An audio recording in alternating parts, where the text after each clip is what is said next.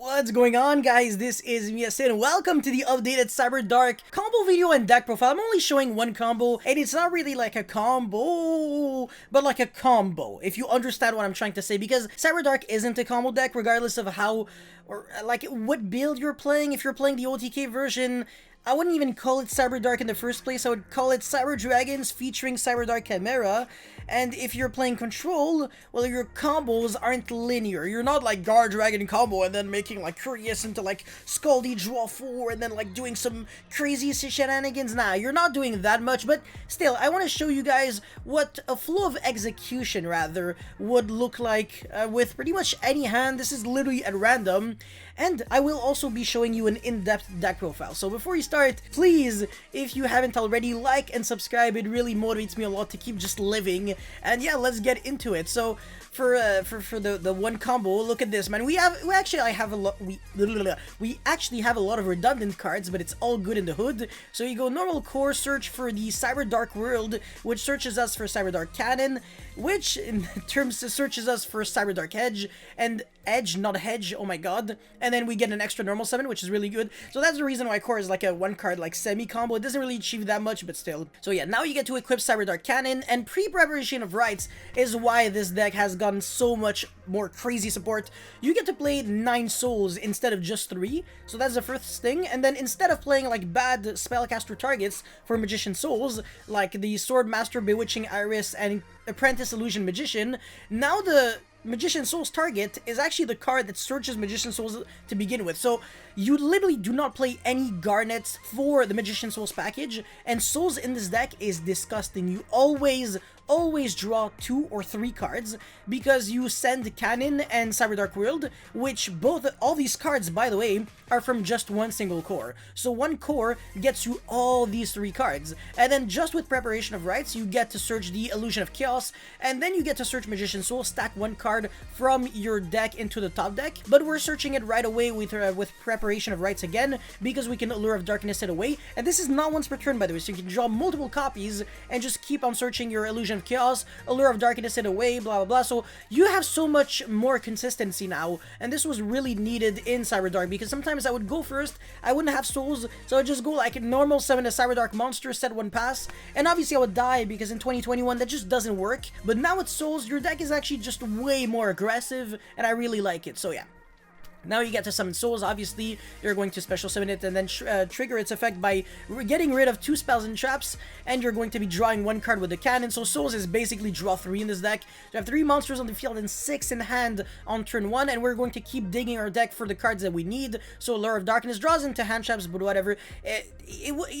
It literally didn't change anything, because if we drew like another invasion, that could have been another interruption, whatever. And then yeah, Inferno, we get 2 extra normal summons, so bounce and then normal summon right away the exact same monster, get back the claw. We also could have went for cannon, but it doesn't matter. Then we have 2 surplus monsters, so basically if I wanted to, I could have went for Protector Whelp before getting the extra normal summon, because this actually foolishes for Dragon Buster Destruction Sword, and then we could have normal summoned again and equip. But the reason why I'm not doing that is because right now if I'm equipping it this way, it has 2400 attack, and then when I equip the Dragon Buster Destruction Sword from my grave with Invasion to my edge, it's going to jump to 34, whereas if I did it the other way around, it would have been a bit weaker.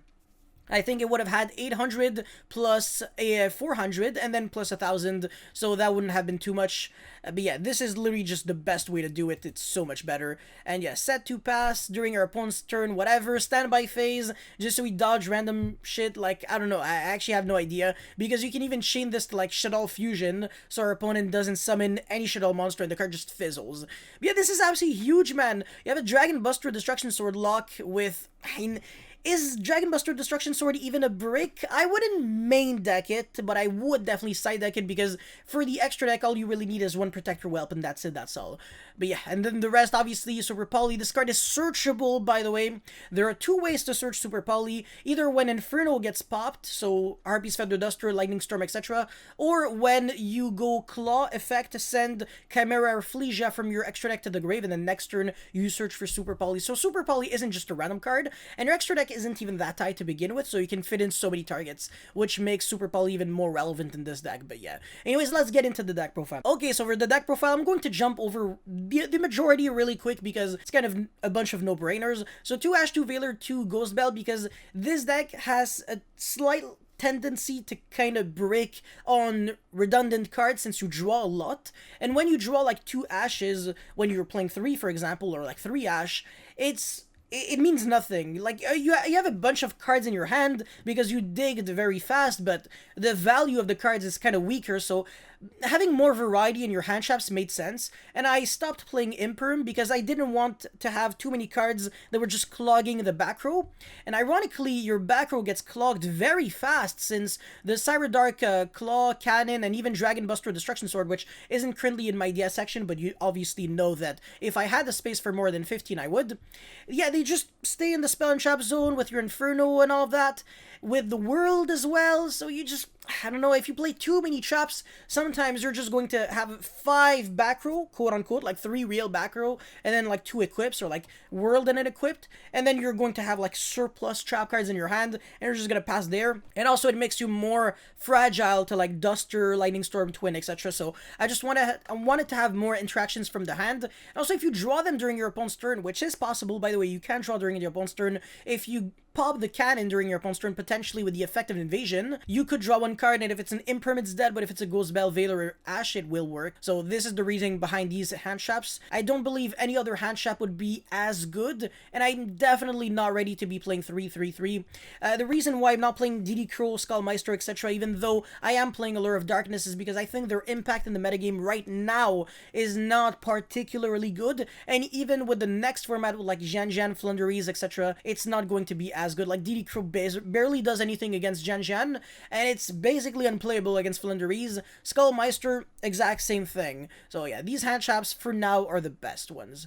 Alright, for the monster lineup, 3 Cannon and then 3 Claw. For the actual Cyberdark monsters, I want to start off by saying that I'm very disappointed at the fact that Konami didn't want to create like a revamped version of the normal summon machine Cyberdark monster.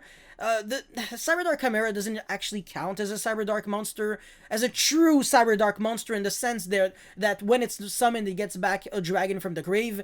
It literally achieves nothing for the deck outside of searching Power Bond for the Cyber Dragon OTK gimmicky deck, which we can all unanimously agree on the fact that it's just not reliable, consistently speaking. But yeah, I mean, 2 Edge and 1 Horn, their effects are bad, in case you were wondering what they truly do outside of equipping a dragon level 3 or lower dragon from the grave. It's pretty weak. All they do, well, Horn does piercing damage, and Edge is the slightly superior one because you can halve the attack and then attack directly. And the reason why this is slightly better is because, well, first of all, you can kind of win in time, and also it allows you to kind of fully resolve the effect of like the equipped cannon and claw whilst not having to give them up by crashing on a monster. So yeah, it's not like it changed too much. And the other one is Keel. The effect is literally irrelevant. It's like when it destroys a monster by battle, inflict 300 damage to your opponent. That never comes up. Like, never. Under any circumstances will it ever be relevant. But yeah. Alright, 3 souls. Well, sorry. I'm so sorry. 9 souls, 3 cores. I actually think 2 core and then 1 emergency is slightly better because sometimes you have emergency and core. And what you can do if, like, all of your plays get stopped and you can't really do too much, you can go souls, send that surplus emergency, so I was like, why not? But it's not like it changed that much, and I wouldn't be playing 1 core because having 2 cores is nice in the sense that you can banish it from the grave and summon another core from the deck, and I do play 1 fortress and then 1 mega fleet, so it's like whatever. Like I said, the extra copies of Souls, I already explained Super Poly very well. Allure of Darkness, because Illusion of Chaos, when you already resolve its effect to search for souls, sometimes you have like duplicates. So Allure of Darkness allows you to trade in your extra irrelevant cards for actual fresh new draws, which can be nice. And then Cyberdark World, Emergency, Inferno, well, only as a one-of. The card that you want to search the majority of the time is Invasion. When you don't have Invasion, and when you know that it won't be doing that much, Inferno is nice because it does allow your your Cyberdark effect monsters that are already equipped with equipped cards to be untargetable and indestructible by your opponent's cards, and then obviously when it is destroyed, you get to search for Super Poly. And another thing that it does is that you can bounce back Cyberdark monsters on your field to your hand, and then optionally you can use the effect to extra normal summon, but I don't really use that effect. I mean, sorry, I do use that effect, but you don't have to use the effect. So sometimes what you do is that you bounce back random Cyberdark cannons or claws from your field to the hand. You don't get the you don't use the extra normal summon on purpose, just so you get to keep the card in the hand, and then you discard it and get the effect that way. And it matters sometimes, not super often, but sometimes. Anyways, for the extra deck, one Fortress, one Mega Flea because of the 2 cores, and then a bunch of super poly targets. So Invoked Elysium, this is one invoked monster and one monster that was special summoned from the extra deck. Starving Venom is 2 Darks. Mud Dragon of the Swamp is 2 monsters with the same attribute but different types. Pranked Weather Washer is 2 Prankids, and in case you were wondering, is there a difference between that one and the Rocket Ride? Yes, there is one, because Rocket Ride is irrelevant when you're not playing Prankids, but Weather Washer has like a Armades Keeper of Boundaries-esque effects, where when it attacks, your opponent can't activate cards or effects until the end of the damage step. So it actually truly does matter that you play Weather Washer instead of Rocket Ride, and this has been a thing for several years now.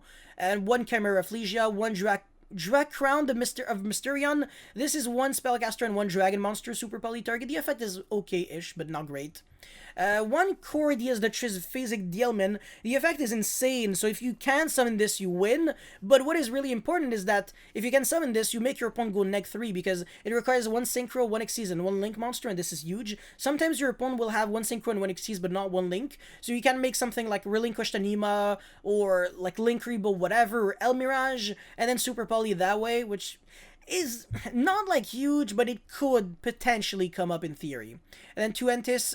By the way, Entis and Chimera Phlesia, you don't really summon them, you send them off of a Claw's effect while it's equipped, so that's how you send them, and then you get benefits. So Chimera Phlesia, you search Super Poly on the next turn standby phase, and then Entis, you're going to be destroying a card on the field. 1 Pegasus at Ignister, this is a bit more reactive, whereas Entis is a bit more proactive. You know that you're going to have access to Entis when you battle, and then when you trigger the effect of Claw. I used to play Dragma Punishment, but I couldn't because, I don't know, I wasn't a big fan. I don't know, it's okay, but I just don't want to clog on like too many trap cards, as I said. 1 Baron Blossom, this card is actually kind of bad. You send it off of Claw, so you can draw 1 and then put back 1, but it's not great, honestly. And a Masker Knight Unicorn doesn't really come up too much. Protector Whelp and Dragon Buster Destruction Sword, as I said, should be in my DS section. I just didn't have the space for everything. So I Call by the Grave, Dragon Necro, Nether Soul Dragon being another super poly target in case Zombie World becomes like very mainstream. Noctovision Dragon is only relevant when you're playing a bunch of dragons, and when you're playing, I don't know, World Legacy Guard Dragon, so you can make Striker Dragon or Pisty, and then summon this, and then make Hieratic Seal, draw 1 card, and you are protected from Twin Twister Cosmic Cyclone on your back, which is really relevant. This is one of the main things with Noctovision Dragon. It's not even necessarily its in-hand effect and the fact that you draw 1, but you can banish it from the grave to protect your cards from being, well, your face-down trap cards from being targeted. Well, you're set face-down, but whatever. You're set back row. Anyway, Solemn Strike, Ice Dragon's Prison, more traps, as I said. I'm not really down for that. Needle Fiber is kind of a cute one because there is a way to not use the normal summon and kind of combo, but you need to draw either Claw or World. If you have to draw Core for that, it doesn't work. But yeah, it's basically you just normal summon a hand trap, and then you summon like another hand trap, and then you can make like Appaloosa, but it's not great at all. Deco Talker Heat Soul, Security Dragon, Artifact Dagda. Cards could be nice. I mean, Deco Talker Heat Soul just doesn't exist yet, but I mean, this is like a cool combo that I already showcased. Artifact Dagda is nice post game 1. Very easy to make as well, by the way. A 2-card combo does that. So it's a joke, and obviously popping your own cards is a bit harder. I think this only allows you to destroy 1 card your opponent controls, so kinda sucks, but whatever. Relinquished Anima, Geonator Transverser is another cool Link 2 monster. Phoenix, Link Rebo, Cross Sheep, and Paparazzi Disparazzi. When another monster you control is targeted for an attack, you can change the attack target to this card and perform damage calculation. When this card is destroyed by battle with an opponent's monster, you can destroy that opponent's monster, and if you do, gain life points equal to half that monster's original attack. You can only use each effect of Disparage Paparazzi once per turn, whatever. Yeah, it's good. It's not great, but it's good. It could come up because Link 2, generic Link 2s are usually pretty bad. So at least having a Link 2 that does have an effect when you're trying to turn your souls and, I don't know, the other monster, like core, into something that actually matters. But yeah, that's pretty much it for this deck profile and combo video. I really hope you guys were able to learn and enjoy, and whatever. Let me know in the comment section below. Don't forget to like, subscribe, blah, blah, blah. I'll see you guys next time. Peace.